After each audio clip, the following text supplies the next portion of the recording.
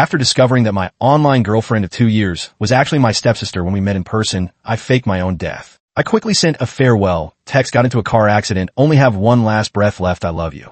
Later, she printed out all our chat records and covered the entire room with them. Clutching her head and weeping uncontrollably, she choked out my darling, was still saying I love you with her last breath when our happy family of 3 was right within reach. My jaw dropped to the floor in shock, JPG. Recently, the atmosphere at home has been heavy because my sister couldn't bear the pain and decided to become a nun. During this time, my parents took turns watching her at home with bodyguards following her. When she went out and employees keeping an eye on her at the company, everyone knew about it. Even the community security guard S-Dog knew that the eldest daughter of the Zhou family, S-Fiancé, had passed away and she was going to become a nun. Me unlucky, so damn unlucky. The story goes back to half a month ago on a peaceful sunny afternoon. I got up early in the morning to groom myself, putting on the white shirt I had carefully selected the night before, ready to meet my online girlfriend of 2 years. On my way downstairs, I ran into Charlotte Zhou, my stepsister with no blood relation. Our parents had formed a blended family over a year ago, and as the younger generation, we maintained a polite and courteous relationship.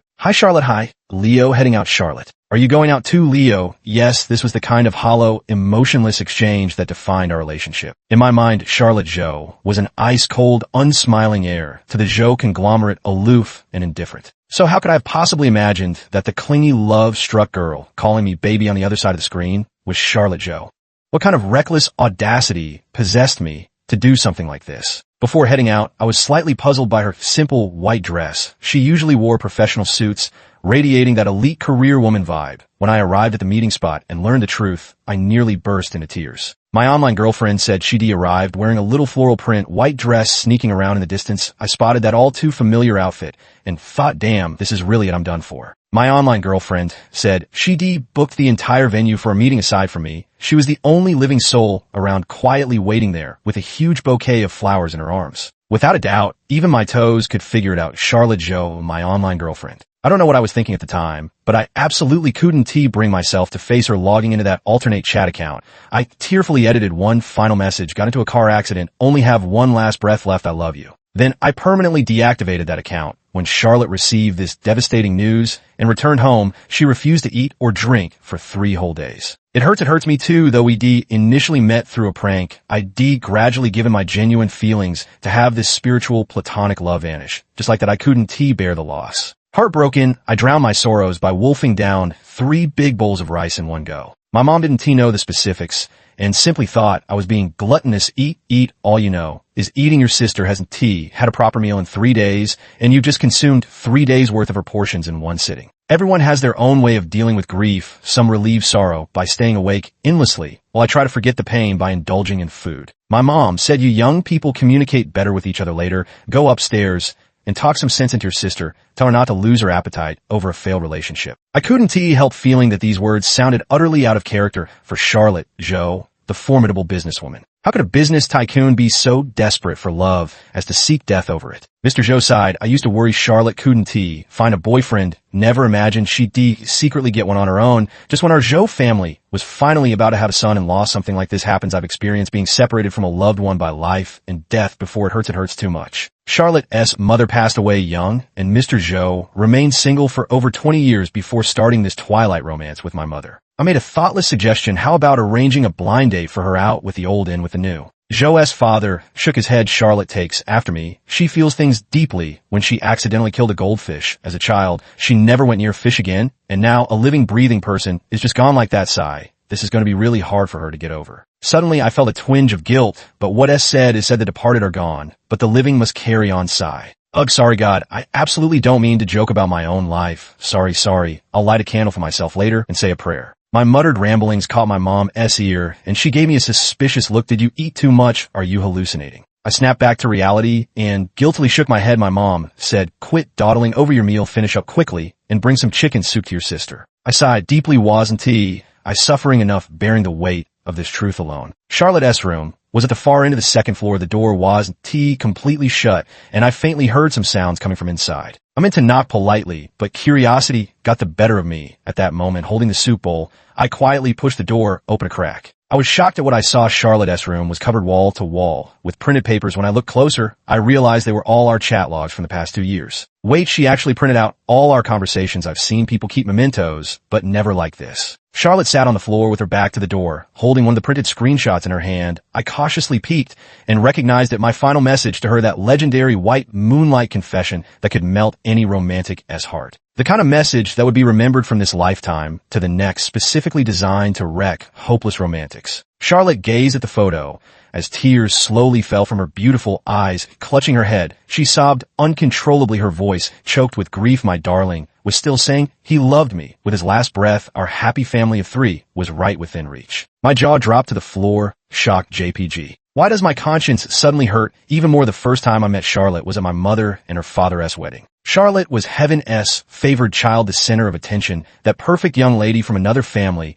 who handled everything with effortless grace, remaining unflappable in any situation. She treated her stepmother and stepbrother with impeccable courtesy. My mom and I came from an ordinary middle-class family. She owned a dessert shop where she met Joe's dad, who had a sweet tooth. Over time, the 2 single parents took a liking to each other. He admired her down-to-earth simplicity and sharp wit, while she was drawn to his generosity, wealth, and open-mindedness. After calming down and securing our consent as their children, they eventually decided to marry. The gap between our family and the Joes was vast by their social circle-esque standards. It was considered marrying up. Charlotte was usually too busy to even meet my mom, and I worried she might look down on her after the marriage, that is until the wedding day. Some whispered behind our backs, calling us mother and son gold diggers, trying to climb the social ladder, and other similarly disparaging remarks. I overheard it, and my gentlemanly demeanor couldn't last another second. Just as I was about to retort, Charlotte walked over from the side.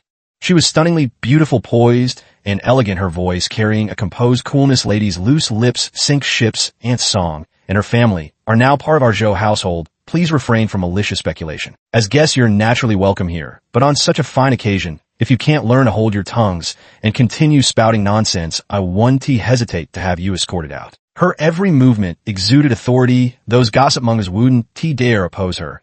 After being put in their place, they all slunk away in disgrace. Charlotte even had the grace to politely say to me, "I'm sorry." I knew full well this matter had absolutely nothing to do with her. So my first impression of her was quite favorable. Later, when my mother and I moved into the Zhou household, I occasionally ran into Charlotte up. Until today, my impression of her remains superficial, exceptionally well-mannered, morally upright, and emotionally stable. I considered that this incident might hit my online girlfriend hard, but I never expected it would have such an impact on Charlotte, who is always so composed. With trembling hands and a guilty conscience, I closed the door and nervously gulped down the nourishing chicken soup my mother had specifically left for her to calm my nerves. Just as I reached the stairwell, my mother popped out of nowhere, spotting the empty porcelain bowl. She asked how, did she drink all the soup? I stammered a yes, she did. My mother mercilessly called me out. Bullshit, you think your mother blind your mouth all shiny with grease? I told you to deliver the soup. Or do you deliver it straight into your damn stomach, didn't you? Stop scolding, or the kid will turn stupid. My mom was still worried and wanted to check on Charlotte,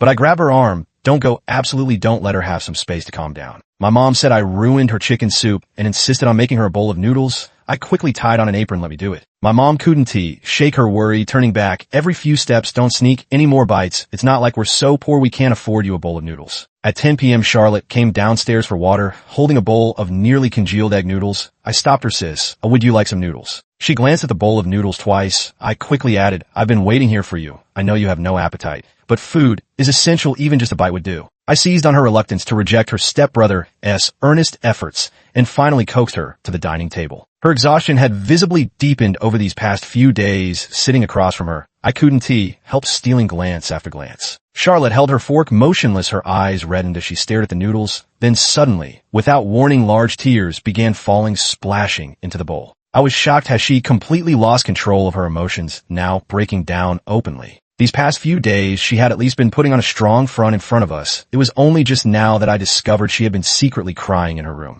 And now she is actually shedding silent tears in front of me, her emotionally distant stepbrother. Don't cry. I jumped up. Is it not to your taste the noodles are soggy and cold? Should I make you another bowl? I hastily retreated from that bowl of culprit noodles, only to hear her choked whisper behind me. After taking a few steps, he promised, he said, when we finally met, he'd cook noodles for me. I shuddered violently, nearly dropping the bowl in a daze.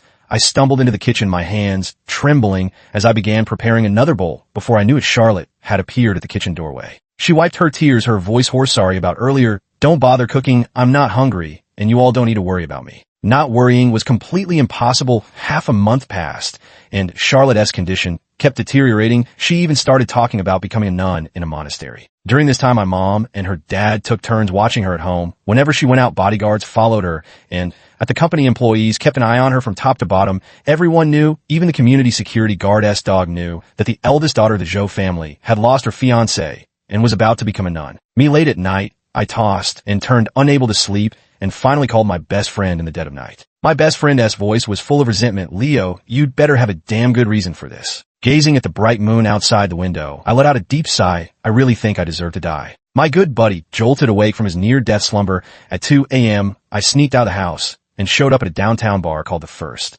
My bro had been waiting for ages, looking at me with deep concern. "What the hell is going on wearing tea? You saying your stepsister was so heartbroken over her dead boyfriend, she wanted to die. Now you're losing your mind in the middle of the night too. Hey, why don't you introduce me to your sister, Charlotte Zhou, as gorgeous, sexy, and successful, basically my dream woman. With our friendship, of course, you'd hook me up first. I could totally save your sister from her grief." "No, absolutely not," I blurted out in a heated moment. "That is completely out of the question, Ethan. I can introduce you to other people, but Charlotte is truly off limits." Ethan's sharp intuition caught on immediately, his perceptive eyes locking onto me. "Are you keeping something from me?" Me, Ethan, we've been as close as brothers since we were kids, sharing the same pair of pants. Ethan cut the crap out with the truth. Confession brings leniency. I downed a large cocktail in one gulp before leaning in to whisper in his ear, "Well, I'm the reason Charlotte wanted to become a nun." Ethan froze for 2 seconds, his mind blank, eyes vacant. "What do you mean? Say something I can understand." My mouth went dry as I knocked back another drink. "I'm the legendary star-crossed lover of the Zhou family, as eldest daughter." Ethan's pupils dilated sharply as they focused. What? His mind was working especially sharp at that moment, connecting all the dots. He cut straight to the point with his conclusion. "Leo, the online girlfriend you've been dating for 2 years, is actually your sister." His voice was fucking loud, and quite a few people around us were already casting curious glances our way. Even though Charlotte and I aren't blood-related siblings, how would outsiders know? That for a moment, I felt like I'd been nailed to the cross of morality. I quickly covered his mouth. "Stop shouting, damn it. You want the whole world to know. Think I'm not miserable enough already." "Ethan, you're unbelievable. How could you not tell me about something this important sooner? 2 weeks ago when you said your meetup failed, I just thought the other person wasn't that good looking." Ethan had always known about my online relationship, and he knew about the planned meetup too, but at the time I just vaguely said the meetup failed and left it at that. "Ethan, I knew it couldn't be a coincidence. Right after your failed meetup, news broke that Charlotte's fiancé had died. The Zhou family certainly couldn't openly admit that their precious daughter had been in an online relationship only for her partner to die in a car accident. So the story was vaguely circulated in this manner. People only knew she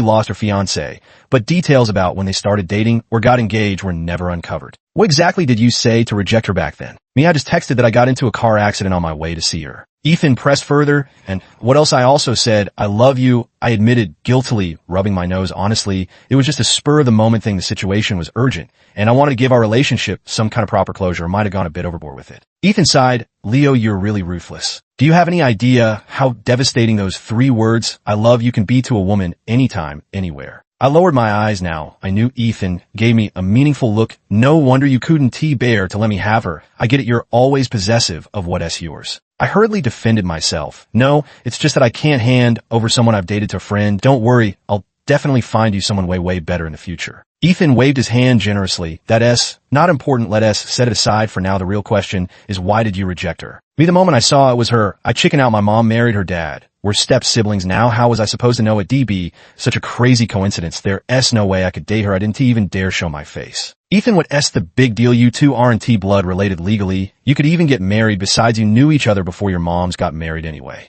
Really don't want to be with her anymore. Charlotte's so gorgeous and amazing. You used to giggle like an idiot staring at your phone, remember? Laughing like a duck while hugging my phone is because of online dating. She is her, and Charlotte is Charlotte." I thought about it, then shook my head vigorously, trying to superimpose Charlotte's cold, aloof face onto my clingy online girlfriend, who calls me baby. Just feels all kinds of wrong. The contrast between them was too stark, and I couldn't wrap my head around it just yet. Besides, our online meeting in the first place was all because of a prank. It all started during a game of truth or dare my sophomore year. I drew a dare to relentlessly pursue a friend for a whole month. At the time, I had a clever idea. I'd chase an online gaming buddy. I was playing a new mobile game and matched with a cool, quiet girl. After a few rounds together, I decided she'd be my target. I originally planned to explain the situation to her a month later, but I never expected her to be so easy to pursue. often stumbling over her word from just a single line. I threw her way before I knew it, the act of chasing her turned into something real. Moreover, I was completely taken in by her later.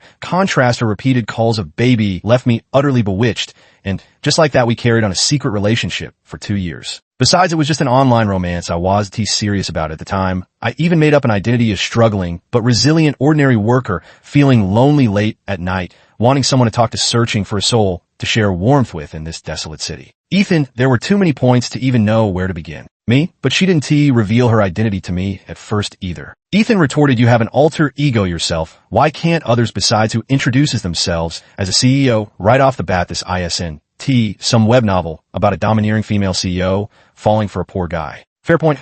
Well, it's not entirely my fault anyway. It takes two to tango. I originally planned to come clean during this meeting, but then my online crush turned out to be Charlotte. I got scared. I couldn't do it even though Charlotte has always been polite and kind of both me and my mom. She is Charlotte Joe, the business tycoon who makes entrepreneurs tremble in their boots. If she found out I initially pursued her just to play with her feelings, she'd have me arrested and executed on the spot. And how awkward would it be if things came out in the open at home? Keeping up this fake sibling relationship with her is just fine for me. Ethan rolled his eyes hard. You're just chicken. So what is your plan now? I told him honestly, I plan to encourage her to move on, to get over the sadness of her online romance and set her up on blind dates. Ethan clinked glasses with me. Damn, I don't admire anyone but you. I finally spat out all the heavy stones that had been weighing on my heart these days after 3 rounds of drinks. Just as I was about to continue drowning my sorrows with my good buddy, I received a call from home. My mother's frantic voice came through. Your sister is missing. Where have you run off to again? Charlotte had gone to a mountain retreat for the weekend. The family couldn't dissuade her, so they let her go with bodyguards, but she managed to slip away when the guards weren't paying attention.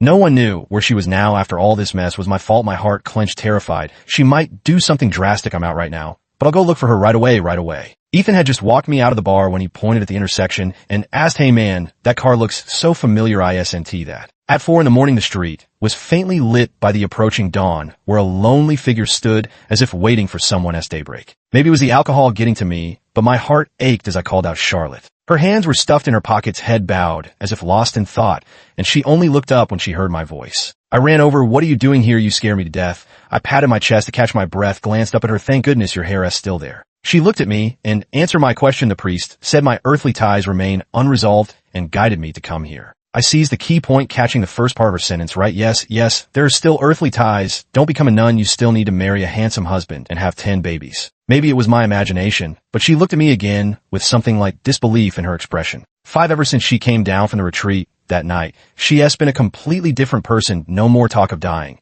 and she seems much more normal now. My mom said if we'd known the priest there was so effective, we shouldn't have stopped her from going earlier. Joe's dad was still slightly worried, seizing the chance. While Charlotte was away on business, I hastily suggested at the dinner table, why don't we take advantage of sis being in better spirits now and quickly find her a boyfriend? A new love can always make one forget the old. A proper real-life relationship would be much better. What kind of relationship is an online romance anyway? Is that so? Charlotte's voice came from behind me. When did she get back? A chill ran down my spine as I guiltily shoveled rice into my mouth. Haha, sis. I didn't mean anything by it. My mom went to the kitchen to get bowls and chopsticks. Charlotte, when did you return? Why didn't you say anything? Charlotte took the utensils politely. I came back late last night. I didn't want to wake anyone, so I kept quiet. Sit down and eat. Already. My mom slapped my chopsticks as I reached for the meat. Eat. Leave some for your sister. Charlotte smiled faintly. It's fine. If little brother likes it, he can have it all. With that, she used her chopsticks to meticulously transfer every piece of meat I love into my bowl, one slow bite at a time. We had always been polite with each other, never reaching the point of serving food for one another. I stared silently at the bowl of meat nearly overflowing. For some reason, I personally felt something was off about her after she came down the mountain. I couldn't pinpoint exactly what was wrong, but something just felt off. My mother cautiously mentioned finding a blind date for her and asked if she wanted to meet him. To my surprise, she agreed without hesitation. But I still couldn't shake my unease after all the memory of her crying so sorrowfully in front of me was still fresh in my mind for several nights. I had nightmares of her turning into a vengeful ghost coming to ask me, why did you abandon me? I felt guilty like a thief and tentatively asked my mom how Charlotte's blind date went. My mom replied, it seems to have gone. Well, then Charlotte suddenly appeared on the second floor and chimed in, if my little brother is so concerned, he can ask me directly. Her sudden appearance startled me. Seriously, why does she always eavesdrop on conversations like this? My mom thought for a moment, then patted my shoulder and said, actually, weren't you the most enthusiastic about setting up this blind date for your sister, the guy? Mentioned Charlotte, wasn't T very proactive? Why don't you go help move things along? She still wants T make the first move, find Charlotte Joe of the Joe family. Truly doesn't T take initiative, but the one who plays games with me and had that online romance was way too forward. If I hadn't T kept playing hard to get we wouldn't T have dragged out meeting in person for 2 whole years. I eyed her suspiciously. Could she have a split personality? I hadn't T planned to meddle in her blind date affairs, but then she actually took the initiative to invite me, little brother, we're going hiking this weekend, want to join us? I hesitated, sis, just the 2 of you. She fell silent for 2 seconds, then suddenly shook her head with a laugh, or it could be a group of people. Why does she sound so strange? Well, if it's a group, I'll just follow the crowd. That way I won't T disturb their couple time and can still secretly observe them. Still mindful of my promise to find a good girlfriend for my buddy, I politely asked Miss, may I bring one of my friends along? Charlotte, sure. So I brought Ethan along, figure it D help pass the time too. 6th, the hiking trip was a 2-day, 1-night affair. Early Saturday morning, Ethan and I got into Charlotte's car. She said it's a 3-hour drive to the destination. You two can sleep a bit more if you'd like. Ethan nodded stiffly. Okay, sis. I tried to maintain my composure, but couldn't T resist the drowsiness and soon fell asleep. Seeing me asleep through the rearview mirror, Charlotte said to Ethan, Mr. Ethan, there's a small blanket in a bag on the back seat. Could you please drape it over him? Thank you. Several cars were parked at the foot of the mountain, forming an impressive lineup. There were over a dozen people in total, men and women, all Charlotte's friends. Some of them I even had the privilege of meeting at certain high-end occasions. Of course, I spotted Charlotte's blind date in the crowd at first glance. I nudged Ethan with my elbow. See that handsome guy over there? I handpicked him from a pile of photos, R&T. Good as Charlotte. Ethan's so good one might think she's your own daughter. During the hike, I tried my best to pair Charlotte with that handsome guy. Since Charlotte wasn't making the first move, I took the initiative to prompt them, getting them to talk to each other. Finally, Charlotte quietly opened her thermos. Little brother, you must be thirsty, have some water first. I gave her meaningful looks. Go on, offer the water to that handsome guy. She stood there like a block of wood, her gaze indifferent, and I was frustrated by her lack of initiative. Just then, Ethan pulled me aside and whispered, is this your blind date or your sister? As for what I can see, you were the one chatting up that handsome guy the whole time, so gay. I fell silent. After that, I changed my strategy and stopped hovering around them, dragging Ethan along as I huffed and puffed my way up the trail. But I couldn't resist sneaking a glance to see how they were doing. When I turned around, I found Charlotte silently following right behind me. Maybe my sudden movement startled her. Her foot slipped and she missed a step. Without thinking, I quickly grabbed her. Be careful. After she steadied herself, I tried to pull my hand back, but it wouldn't budge. She was holding on tight. To make matters worse, that handsome guy was watching us right at that moment. Growing more impatient, my tone turned a bit sharp. Charlotte, let go. Charlotte stared at me for 2 seconds. Why aren't you calling me sister anymore? Me, Ethan's gossipy eyes lit up. Wow. Finally, Charlotte looked away and let go. After finally making it to the mountaintop to pitch the tent, Charlotte offered to help. Sis, don't trouble yourself. Go help that guy over there. I gritted my teeth and decisively pushed her toward the handsome guy. Charlotte, don't just stand there with your blockheadness. What kind of man could you possibly find? The handsome guy scoffed disdainfully. If Miss Joe doesn't know how to pitch a tent, she should just step aside. I screamed internally. Charlotte is so capable. Is there anything she can't do? It's just a tent, you pitch it. Then Charlotte, hurry up and pitch it. Ethan waved his hand. Dude, what's with that look? You're staring like some strict school principal. I sighed. Charlotte wasn't like this online at all. Ethan glanced at me, then at Charlotte, not far away, noticing she was looking at her brother, though that clueless fool remained completely unaware. Ethan, how interesting. During our evening barbecue, I took the skewers Charlotte handed me and plopped down right next to the handsome guy. Charlotte watching eagerly from a distance. I saw the encouragement in her eyes and, steeling myself against hunger, handed him the skewers. Brother, my sister made these especially for you. Ethan watching from the sidelines. Dude, are you out of your mind? The handsome guy took a bite of the skewers. Taste bad. Just like Charlotte, cold, hard, and utterly boring. Know how did eating skewers escalate to personal attacks? Charlotte is only 26 or 27, fair-skinned and beautiful with long legs, utterly captivating. How is she old at all? I took a bite. The meat was tender and juicy, crispy on the outside and soft inside with an intoxicating aroma. It was clearly delicious. Brother, you're wrong to say that Charlotte is clearly young and accomplished, talented, and brilliant. She can handle business negotiations and grill skewers with equal skill. Such an outstanding girl has plenty of admirers. If this weren't a game, anyone who dared to talk about her like that would get roasted so hard they wouldn't know which way was up. The handsome guy glanced at the skewers and replied indifferently, oh really? So you like her then? I got angry. Of course, I like her. Only a blind person wouldn't. The guy said sincerely, how did you know I'm nearsighted with 800 vision? I'm wearing contacts today because we're hiking. Me Charlotte sauntered over and couldn't help laughing when she heard this. I glanced at her guiltily and swallowed the skewered meat in one gulp. 7 Charlotte's first blind date ended in failure. As for the second one, there wasn't a second one. Father Joe sighed. Sorrowfully, I knew that girl Charlotte was sentimental. She still can't forget her online romance. The online romance partner, me, lowered my head. Guiltily, Father Joe continued, never mind her. By the way, Shaoli HR told me you submitted a resume to our company. Why didn't you mention it to me? I said somewhat sheepishly, I just mass applied and didn't expect to actually get in. Joe's father thought the position I applied for didn't have much room for advancement, so he wanted to parachute me into some manager position, but I just graduated. I couldn't handle that responsibility. In the end, it was Charlotte who took the initiative. If little brother doesn't mind, he could come be my assistant. And so I got transferred over. Being a CEO as assistant was truly challenging, but educational Charlotte took me everywhere with her. I'd sit taking notes during major project meetings, and at business dinners, I'd help shield her from toast while building up my alcohol tolerance. This time it was a major project, and Charlotte went to negotiate herself, which took a full month. News of securing the project spread quickly, and the entire company erupted in cheers at the same time. Another piece of gossip spread just as fast. The news that the partner was aggressively pursuing Miss Joe. The partner was a sunny, cheerful, and humorous man, direct and sincere. He went straight to the point, asking right after signing the contract, is President Joe currently single? Charlotte replied, yes. The straightforward guy relaxed and smiled.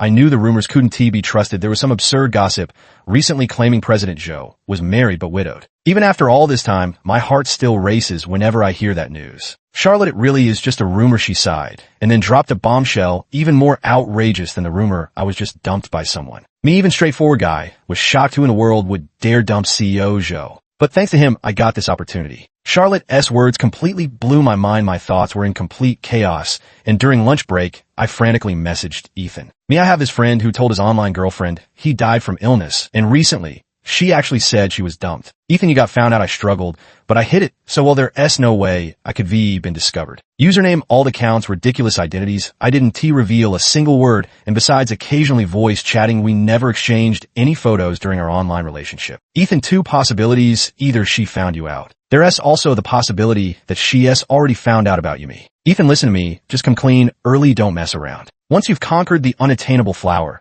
she can only be yours for life. I completely ignored his advice. Do you really think she's actually found out about me for real? Ethan, can't explain this properly to you, you dummy. Through text. It's our last college reunion tonight. Remember to come early so I can tell you everything in detail. For once, Charlotte actually clocked out on time after work. She grabbed her car keys. Let us go. It's on the way. On the way, what way, Charlotte? Mr. Warren asked me out for drinks today, and it just happens to be at the same bar as your reunion. Wait, you're just going because he asked? Charlotte nodded. Solemnly, you're right, little brother. What kind of proper relationship is an online romance? Anyway, we've never even met in person. My heart ached, but he was in a car accident. Her expression turned desolate. Was it really an accident, or did he truly not want to see me? I remained silent. She continued, I looked it up online. Usually when people say things like this, it's just an excuse to avoid meeting. Maybe there is something about me that disappointed him. Some people die yet remain alive, others live, but are already dead.